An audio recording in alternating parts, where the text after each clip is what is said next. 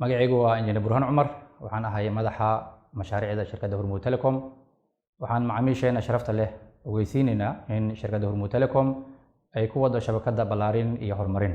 Ballaarintan ayaa laga maarmaan noqonaysa kadib markii ay ballaaratay magaalada Muqdisho oo dhismayaal dhaadheer ay ku soo kordheen.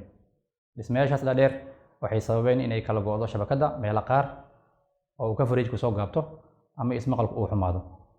Si ay shirkaddu u hagaajiso shabakadda, sanadkan gudihiisa shirkaddu waxay ku ballaarisay shabakadda ilaa 100 qalabka isgaarsiinta. Bishan 9 ee September, hadduu alle idmo, waxaa noo qorshaysan in lagu ballaarin doono shabakadda 50 qalab isgaarsiin oo kale, halka bisha 10aad ilaa bisha 12aad loo qorsheeyey in lagu ballaarin doono 150 qalab isgaarsiin.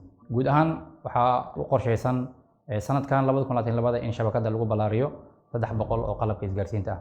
Marka la dhameystiro hawshan ballaarinta ah, waxaan rajaynaynaa in macaamiishu ay heli doonaan adeeg mobile internet oo aad u xawaaro badan. Ugu dambeyn, waxaan macaamiisheena ka raaligelinaynaa wixii caqabad ah oo ay kala kulmaan shabakadda inta ay socoto hawshan horumarinta ah. Macaamilkii cabasho gaar ah qaba wuxuu nagala soo xiriiri karaa ciwaanada aan ku leenahay baraheena bulshada ee kala duwan sida WhatsApp, Messenger, LoveChat ama fariin qoraaleed ayuu nagu soo diri karaa 101. Macaamiil, waad ku mahadsan tahay in aad dooratay Hormuud Telecom Soomaaliya.